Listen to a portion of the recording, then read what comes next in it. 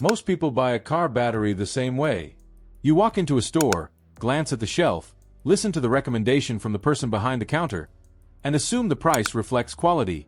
You spend somewhere between $150 and $300, close the hood, and drive away hoping this battery lasts longer than the last one.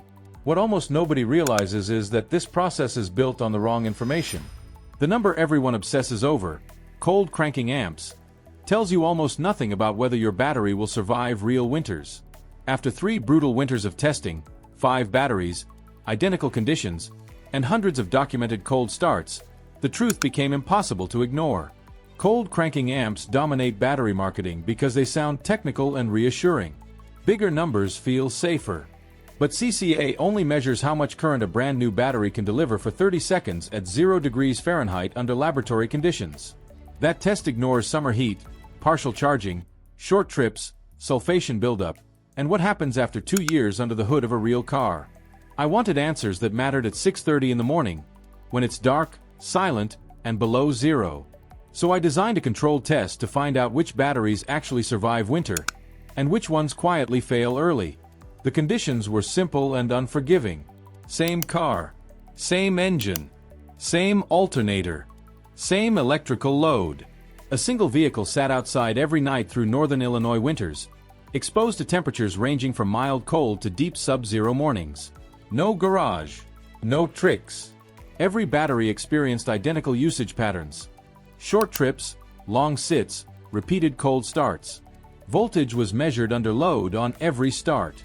Weak cranks were logged. Failures were documented with temperature, age, and voltage collapse.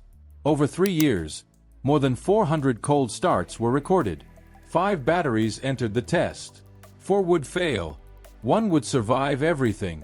The most surprising part wasn't which battery won. It was why. The winner didn't have the highest price or the flashiest marketing. It focused on a specification most drivers never look at: reserve capacity. Reserve capacity measures stamina, not burst strength. And over time, it became the single best predictor of winter survival. The first battery to challenge expectations came from ACDelco. The ACDelco Professional sits in that middle ground where you expect competence, not excellence. It isn't cheap enough to feel disposable and not expensive enough to feel premium. On paper, it delivered 710 cold cranking amps and 110 minutes of reserve capacity for around $150. Nothing about it looked special. But on a minus 12-degree morning, when other batteries hesitated, it cranked confidently. That moment changed how the entire test was interpreted. Reserve capacity measures how long a fully charged battery can deliver steady power before voltage collapses. It reflects depth, endurance, and resistance to sulfation. It matters when the alternator hasn't fully recharged the battery, when you're sitting in traffic with the heater blasting, or when the car hasn't moved in days. The ACDelco's reserve capacity gave it enough margin to survive short trips and partial charging cycles without immediate damage. Across multiple winters, it delivered steady voltage under load and predictable behavior. It wasn't exciting. It was reliable. Then came the premium disappointment. The Optima Yellow top carried years of reputation and aggressive marketing. Spiral cell AGM construction. Deep cycle claims. A price tag that suggested elite performance. At nearly $300, it delivered 620 cold cranking amps and under 100 minutes of reserve capacity. The design looked advanced. The branding inspired confidence. But winter doesn't care about reputation. After 20 months, weak starts began appearing. Voltage dropped into the low 9s during cold cranking. By month 28, on an 11-degree morning, the battery clicked once and died. Under load, voltage collapsed to under 7 volts. For the price, the lifespan was unacceptable. Marketing promised durability, but limited reserve capacity told the real story. Premium pricing could not compensate for declining voltage stability in cold conditions. Next came the shelf favorite: Interstate batteries. Familiar name. Budget-friendly price. Decent warranty. It felt like the safe choice for drivers who just needed to get back on the road. On paper, it met minimum requirements.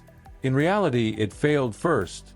14 months after installation, on a minus 8-degree morning, it clicked and died instantly. Voltage collapsed to barely 4 volts under load. The warranty covered replacement. But warranties don't start your car. They don't get you to work. They don't prevent towing fees or lost mornings. Interstate delivered exactly what it promised. Low upfront cost and short-term reliability. For cold climates, that trade-off becomes expensive fast. Then there was DieHard Advanced Gold. The name carried trust. The marketing emphasized its 730 cold cranking amps, the highest in the test. Early performance reinforced confidence. Cranking was strong through fall and early winter. Voltage stayed healthy. Then sustained cold arrived. After 2 weeks near 5 degrees, cranking slowed. Voltage under load dropped below 10 volts. By month 16, the battery failed completely. Warranty replaced it. Another morning lost. DieHard became the battery many drivers buy twice. The first fails early. The second is free. But free replacements don't erase stress or inconvenience. They just delay the realization that something went wrong earlier than expected. Then came the outlier. The Odyssey Extreme Series. Known for racing, off-road builds, and extreme applications, it didn't look like a typical commuter battery. But once installed, something changed. Confidence.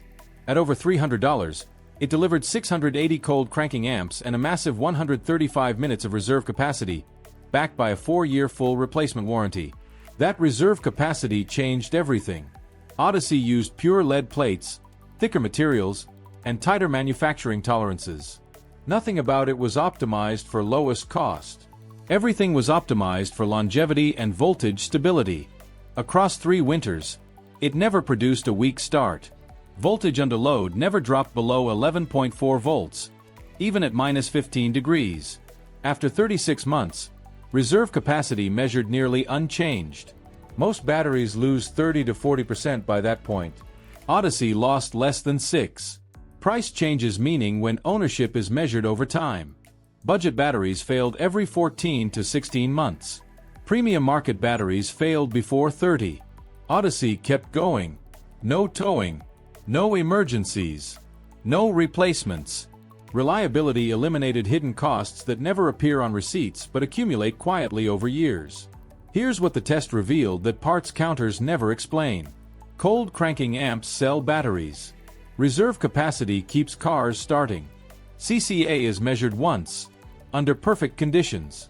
Reserve capacity predicts survival after heat, short trips, sulfation, and age. A 2024 industry study confirmed that most cold climate battery failures are caused not by low CCA, but by low reserve capacity combined with sulfation buildup. Short trips accelerate failure. Alternators need 20 to 30 minutes of driving to fully recharge a battery after a cold start. If you drive less than 10 miles per day, your battery never recovers. Sulfation hardens.